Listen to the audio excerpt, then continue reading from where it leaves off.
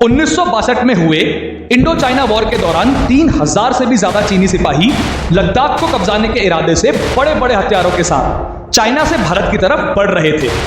उन्हें लगा कि अक्साई चीन को कब्जाने के बाद अब लद्दाख को कब्जाने में भी उन्हें ज्यादा तकलीफ नहीं होगी, क्योंकि लद्दाख को कब्जाने के लिए उन्हें रेजांगला में स्थित मेरी 13 कुमाऊं रेजिमेंट की एक छोटी सी चार्ली कंपनी को हराना था, जिसमें महज 124 जवान ही थे।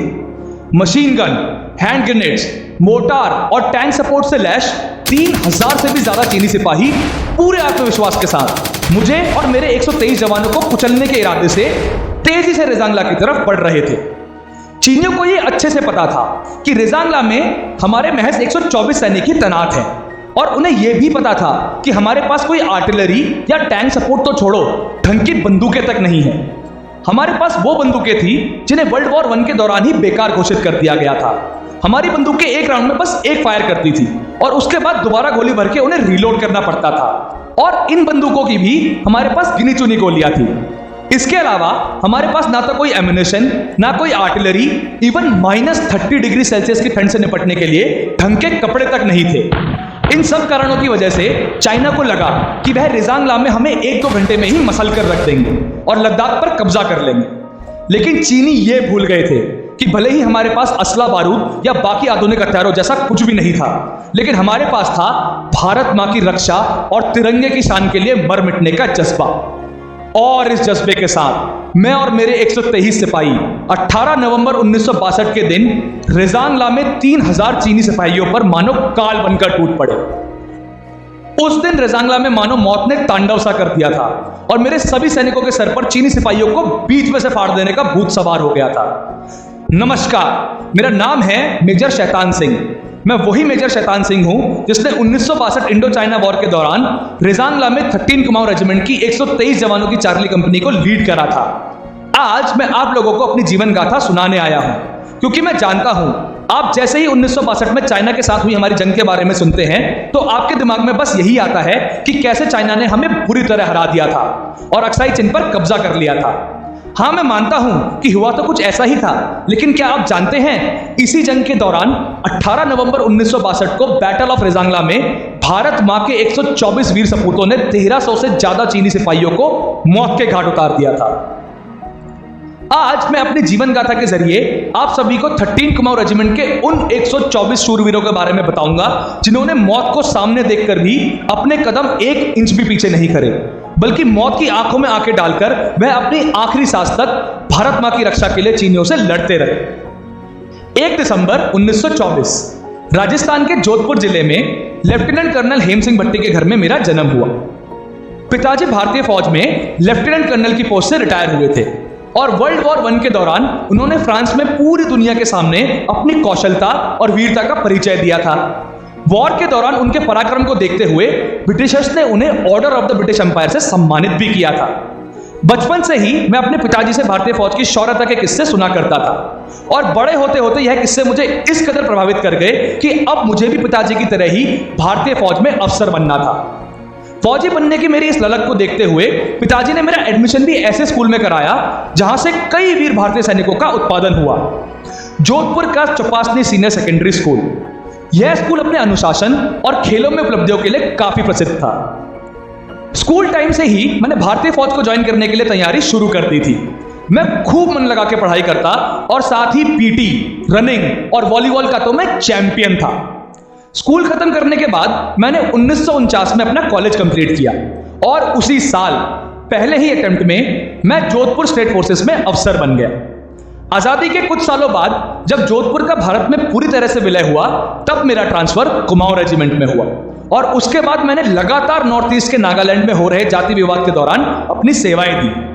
1961 में भी एनेक्सेशन ऑफ गोवा के दौरान मैंने गोवा, दमन और दीव में पुर्तगाली भारतीयों के खिलाफ अपना कौशल दिखाया, जिस वजह से जून 1962 में मुझे मेजर की पोस्ट पर प्रमोट कर दिया गया।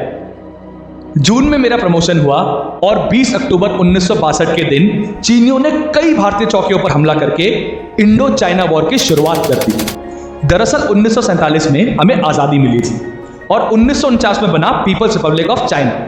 शुरुआत में हमारे चाइना के साथ काफी अच्छे रिलेशंस थे, लेकिन जब 1950 में वॉर के जरिए चीनियों ने तिब्बत पर कब्जा करने की घोषणा की तब चीजें बदलने लगी। भारत को चाइना की हरकत बिल्कुल रास नहीं आई और हमने अंतरराष्ट्रीय स्तर पर इसकी चर्चा करने की मांग की। हमारी नाराजगी को देखते हुए 1954 में चाइना ने भारत के साथ पंचशील समझौता किया। इस समझौते के 5 प्रिंसिपल्स थे और इन्हीं प्रिंसिपल्स के चलते भारत ने तिब्बत में चीनी शासन को स्वीकार किया और इसी दौरान हिंदी चीनी भाई भाई का नारा भी प्रसिद्ध हुआ। लेकिन इस समझौते का असर कुछ ज्यादा समय तक नहीं दिखा और एक बार फिर दोनों देशों में तनाव बढ़ने लगा। दरअसल 1947 में आजादी के बाद भारत अपना तिब्बत से बॉर्डर शेयर करता था। भारत और तिब्बत के काफी अच्छे रिलेशंस थे और दोनों देशों में बॉर्डर को लेकर कोई विवाद नहीं था। लेकिन 1950 में चाइना ने तिब्बत पर वॉर डिक्लेयर करके तिब्बत को अपने अंडर ले लिया और अब भारत की चाइना से एक काफी बड़ी सीमा लगती थी। 1950 से ही बॉर्डर को लेके चाइना की भारत के साथ लगातार झड़प होने लगी, क्योंकि चाइना मैकमोहन लाइन को अस्वीकार करते हुए लद्दाख और अरुणाचल प्रदेश के बड़े हिस्से को अपना बताता था, जो ऑब्वियसली इंडिया को बिल्कुल रास नहीं आता था। इस बॉर्डर के विवाद की वजह से लद्दाख और अरुणाचल प्रदेश में चीनी सिपाही और भारतीय सैनिकों के बीच लगातार झड़प होती रहती थी, ठीक वैसे ही जैसे आज भी होती है। और इन छोटे छोटे झड़प को चिंगारी मिली 1957 में, जब चाइना ने भारत के अरुणाचल प्रदेश में एक सड़क का निर्माण करना शुरू कर दिया। और 1957 में ही तिब्बत के कई मशहूर एक्टिविस्ट जो चीनी शासन के सख्त खिलाफ थे, शरण लेने के लिए भारत आने लगे। अरुणाचल प्रदेश में चाइना द्वारा सड़क के निर्माण से नाखुश भारत ने इन सभी एक्टिविस्ट को शरण देना शुरू कर दिया और इस बात से चाइना गुस्से से तिलमिला उठा। 1957 से ही दोनों देशों के बीच तनाव काफी ज्यादा बढ़ने लगा और इस तनाव को सबसे बड़ी चिंगारी मिली जब 1959 में तिब्बत के लीडर यानी दलाई लामा शरण लेने भारत में आए और भारत ने उन्हें शरण दे भी दी। चीनी इस बात से इतना ज्यादा नाराज हुए कि अब वॉर ऑलमोस्ट इनएविटेबल हो चुका था। भारत का दलाई लामा और तिब्बत के बाकी एक्टिविस्ट को शरण देना चाइना को एक बड़ा थ्रेट लगने लगा। तिब्बत पर शासन बरकरार रखने के रास्ते में चीन भारत को एक खतरे के रूप में देखने लगा, जो इंडो चाइना वॉर की एक बड़ी वजह बनी। 10 अक्टूबर 1962 को बॉर्डर पर स्थित 50 भारतीय सैनिकों द्वारा संचालित एक चौकी को 1000 चीनी सिपाहियों ने घेर लिया और चौकी को तबाह कर दिया, जिसमें हमारे 25 जवान शहीद हो गए और बाकी जवान चौकी छोड़कर वापस चले गए। 20 अक्टूबर 1962 चाइना की पीपल लिबरेशन आर्मी ने लद्दाख और अरुणाचल प्रदेश में स्थित भारत की सैकड़ों चौकियों पर हमला करके सीनो इंडियन वॉर की शुरुआत कर दी। चाइना एक एक करके बॉर्डर पर स्थित भारत की सभी चौकियों को ध्वस्त करता चला गया और कुछ ही समय में चाइना ने लद्दाख का यह हिस्सा, जिसे अक्साई चीन कहते हैं, उसे भारत से कब्जा लिया। इस वॉर में चाइना पूरी तरह से भारत पर हावी रहा था, जिसके कई रीजंस भी थे। अक्साई चीन कब्जाने के बाद चाइना पूरे जोश और आत्मविश्वास के साथ पूरे लद्दाख को कब्जाने के इरादे से आगे बढ़ रहा था। मेरी 13 कुमाऊं रेजिमेंट की चार्ली कंपनी को चुशूल सेक्टर में स्थित रिजांगला पास को चीनियों से डिफेंड करने की जिम्मेदारी दी गई थी। रिजांगला पास इस वॉर की एक काफी स्ट्रेटेजिक लोकेशन थी, जो लाइन ऑफ एक्चुअल कंट्रोल से महज 5 मील की दूरी पर थी। इस स्ट्रेटेजिकली इंपॉर्टेंट लोकेशन को मैं और मेरे 123 जवान प्रोटेक्ट कर रहे थे। मेरी 124 जवानों की कंपनी में सभी जवान हरियाणा और राजस्थान से थे, जिन्हें वॉर से महज कुछ दिनों पहले ही डायरेक्ट ट्रेनिंग से यहां लाया गया था। मेरे जवानों ने अपने जीवन में कभी ऐसा मौसम नहीं देखा था और कम समय मिलने की वजह से वह ठीक से इस मौसम से एक्लिमेटाइज भी नहीं हो पाए थे। -30 डिग्री सेल्सियस की हड्डियां कपकपा देने वाली ठंड, 17,000 फीट की ऊंचाई जहां ऑक्सीजन भी नाम मात्र का था, और समय समय पर आने वाले बर्फीले तूफान, इन सभी समस्याओं से निपटने के लिए हमारे पास ढंग के कपड़े तक नहीं थे। हमारे पास अपनी सूती से बनी हुई ड्रेस और कुछ स्वेटर्स के अलावा कुछ था ही नहीं। ना हाथ के ग्लव्स, ना ढंग के बूट्स और ना ही कपकपाती ठंड से बचने के लिए कोई जैकेट। हमारे पास हथियारों के नाम पे भी वो बंदूकें थी जिन्हें वर्ल्ड वॉर 1 के दौरान ही बेकार करार दिया गया था। हमारी बंदूकें एक राउंड में बस एक फायर करती थी और उसके बाद दोबारा गोली भर के उसे रिलोड करना पड़ता था, और इन बंदूकों की भी हमारे पास गिनी चुनी गोलियां ही थी। इसके अलावा हमारे पास कुछ हैंड ग्रेनेड्स और महज एक लाइट मशीन गन थी। दरअसल उस समय भारत के आर्थिक हालात कुछ ठीक नहीं थे, क्योंकि हमें 1947 में अंग्रेजों से आजादी मिली थी, जो हमें पूरी तरह से लूट के अपने देश वापस गए थे। आजादी के तुरंत बाद हमें बंटवारे से पैदा हुई समस्याओं से जूझना पड़ा और उसके बाद 1947 में ही कश्मीर में पाकिस्तान के खिलाफ हमारी जंग हो गई, जिससे हमारे आर्थिक हालात और भी बुरे हो गए। इन सभी समस्याओं से भी हम ठीक से उभर भी नहीं पाए थे कि 1962 में हमारी चाइना के साथ फिर से जंग हो गई, जिस वजह से उस समय भारतीय फौज के पास ना तो आधुनिक हथियार थे, ना टैंक्स, यहां तक कि ढंग के गियर्स जैसे बूट्स और आर्मर्ड जैकेट्स भी नहीं थी। 18 नवंबर 1962 सुबह 5 बजे मैं और मेरे 123 जवान रिजांगला में लगातार चीनियों की मूवमेंट्स पर नजर रखे हुए थे। इस दौरान हमने देखा कि हजारों चीनी सैनिक अत्याधुनिक हथियारों के साथ हमारी तरफ बढ़ रहे हैं। चीनी सैनिक संख्या में तो हमसे कई गुना ज्यादा थे ही, साथ ही उनके पास अत्याधुनिक हथियार जैसे machine guns, modern rifles, mortar और इवन उनके पास आर्टिलरी सपोर्ट तक था। इस बात की जानकारी मैंने तुरंत हेडक्वार्टर्स पहुंचाई, जिसे सुन के कमांडिंग ऑफिसर ने मुझे मेरी पूरी टीम के साथ पीछे हटके वापस बेस पर लौटने के लिए कहा, लेकिन आखिरी फैसला अब भी मुझ पर छोड़ दिया। अब मेरे पास 2 रास्ते थे। पहला रास्ता, मैं हेडक्वार्टर्स के ऑर्डर फॉलो करूं और वापस बेस लौट जाऊं, जिससे मेरी और मेरे सभी जवानों की जान बच जाएगी, लेकिन फिर चाइना आसानी से पूरे लद्दाख पर कब्जा कर लेगा। दूसरा रास्ता, मैं और मेरे जवान मौत को सामने से आते देखकर भी अपने गिने चुने हथियारों के साथ ही दुश्मनों से अपनी भारत मां की रक्षा करें। मुझे पता था कि दूसरे रास्ते में निश्चित ही हमारी मौत लिखी है, लेकिन तब भी अपनी पोस्ट को छोड़कर पीछे मुड़ जाने का ख्याल एक बार भी मेरे मन में नहीं आया, क्योंकि मैं एक वीर अहिर था। पोस्ट छोड़कर भारत मां को दुश्मनों के हाथों में सौंपने का ख्याल मानो मेरे कलेजे को चीर सा गया। मेरे मन में ख्याल आया कि बचपन से ही मैं सदैव भारत मां की रक्षा करना चाहता था और उनकी सेवा करना चाहता था, और आज जब उनकी लाज बचाने का सबसे बड़ा अवसर आया है तो मैं पीछे कतई नहीं हटूंगा। मेरे शरीर से जब तक रक्त की आखिरी बूंद नहीं बह जाएगी, तब तक मैं सीना चौड़ा करके चीनियों से अपने देश की रक्षा करता रहूंगा। मैंने तो मौत को स्वीकार कर लिया था, लेकिन मुझे यह भी मालूम था कि मेरी कंपनी के ज्यादातर जवानों को सीधा ट्रेनिंग से बुलाया गया है, और वह सभी 20 साल की उम्र से भी छोटे हैं। तो मैंने सबको इकट्ठा किया और चीनी सैनिकों के सैलाब की तरफ इशारा करते हुए उनसे कहा कि वो देखो, सामने से मौत चलकर आ रही है। हम 124 हैं और चीनी हजारों की संख्या में। हाँ, मैं मानता हूं कि ऐसे हालातों में चीनियों को हरा पाना लगभग असंभव सा है, लेकिन तब भी मैं अपनी आखिरी सांस तक चीनियों से अपने देश की रक्षा करता रहूंगा। लेकिन अगर आप में से कोई भी वापस बेस पर लौटना चाहता है तो वह अभी लौट सकता है। मेरी इस बात को सुनकर मेरे सभी जवानों ने चौकी छोड़कर वापस जाने से मना कर दिया। मुझे याद है उस समय मेरे एक जवान ने मुझसे कहा कि साहब, मैं जिस गांव से आता हूं उस गांव में वीर गति की प्रथा है। अगर मैं शहीद होकर यहां से वापस घर गया तो मेरे घर वाले मुझे खुशी खुशी अपना लेंगे, लेकिन अगर उन्हें यह पता लगा कि मैं कायरों की तरह जंग से पीछे हटके वापस आया हूं तो वह मुझे कतई नहीं अपना पाएंगे। महज 20 साल की उम्र के उन लड़कों के अंदर अपने देश के प्रति इस जज्बे को देखकर मैं और भी ज्यादा जोश में आ गया। इवेंचुअली हमने डिसाइड किया कि कोई वापस नहीं जाएगा और हम आखिरी दम तक चीनियों का सामना करेंगे और उन्हें हराएंगे। चीनियों से निपटने के लिए मैंने एक प्लान बनाया और अपने जवानों को ऑर्डर्स दिए कि जैसे ही चीनी फायरिंग रेंज में आएंगे वैसे ही तुरंत हम उन पर ताबड़तोड़ फायरिंग शुरू कर देंगे। असले की कमी की वजह से मैंने अपने सैनिकों को कहा कि सभी सैनिक इस बात का खास ख्याल रखें कि हमें गोलियां बिल्कुल बर्बाद नहीं करनी और एक गोली से एक चीनी को मार गिराना है। हमें जितना हो सके चीनियों को उतना अपने करीब आने देना है ताकि हम उन्हें मार के उनके हथियार छीन सकें। सुबह 5 बजे के करीब वहां काफी अंधेरा और गजब की धुंध थी, जिस वजह से हमें कुछ भी साफ साफ नहीं दिख रहा था। हमने देखा कि चीन की तरफ से रोशनी का कारवां लगातार हमारे नजदीक आ रहा है और प्लान के मुताबिक फायरिंग रेंज में आते ही हमने चीनियों पर ताबड़तोड़ फायरिंग शुरू कर दी। कुछ समय फायरिंग जारी रखने के बाद मुझे एहसास हुआ कि चीनियों की तरफ से तो कोई फायरिंग हो ही नहीं रही और मुझे समझ आ गया था कि हम चाइना के ट्रैप में फंस चुके हैं। मैंने तुरंत अपने जवानों को फायरिंग बंद करने के ऑर्डर्स दिए। दरअसल चाइना ये अच्छे से जानता था कि हमारे पास असले और गोलियों की भारी कमी है, तो उन्होंने अंधेरे और धुंध की आड़ में काफी सारे याक्स के गले में लालटेन बांधकर उन्हें एक कतार में हमारी तरफ भेज दिया, जिससे हमें ऐसा लगा कि चीनी सैनिक सामने से हमारी तरफ आ रहे हैं और हमने फायरिंग शुरू कर दी, जिस वजह से वॉर शुरू होने से पहले ही हमने अपनी काफी सारी गोलियां गंवा दी। इसके बाद चीनी सैनिकों ने हमें 2 तरफ से घेरना शुरू कर दिया। एक तरफ से 400 चीनी सैनिकों की एक टुकड़ी हमारी तरफ बढ़ने लगी और सामने रिज की तरफ से 800 चीनी सैनिक हमारी तरफ चार्ज करने लगे। यह देखकर मैंने अपने सैनिकों से कहा कि हम अपने प्लान पर टिके रहेंगे और फायरिंग रेंज में आते ही चीनियों पर हमला कर देंगे। जैसे ही चीनी सैनिकों का समंदर हमारे नजदीक आया, हमने उन पर ताबड़तोड़ फायरिंग करनी शुरू कर दी, जिसके जवाब में चीनियों ने भी हम पर हमला कर दिया।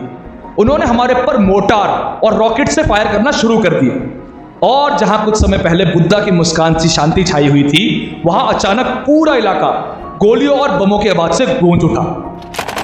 चीनियों की तरफ से आ रहा मशीन गन फायर का बर्स्ट और मोर्टार फायर हमें काफी नुकसान पहुंचा रहा था, जिससे मेरे जवानों का मोराल डाउन हो रहा था। यह देखकर मैंने तुरंत अपना कवर छोड़ा और मैं लगातार एक बंकर से दूसरे बंकर जाके अपने सैनिकों का हौसला बढ़ाने लगा।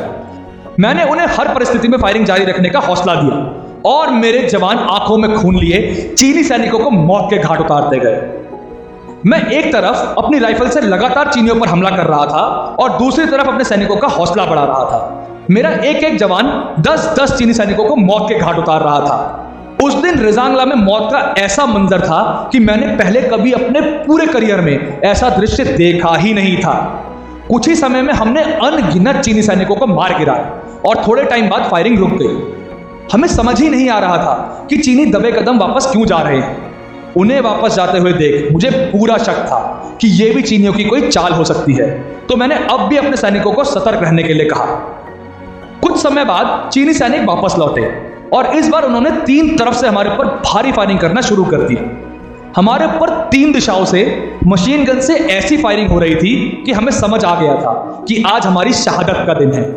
यह देखकर भी हमने अपनी बची कुची गोलियों से चीनियों पर हमला करना शुरू कर दिया और जब मेरे सैनिकों की गोलियां खत्म होने लगी तब मैंने उन्हें बंकर छोड़ के अपनी बंदूकों में लगे चाकुओं से चीनियों पर हमला करने के लिए कहा।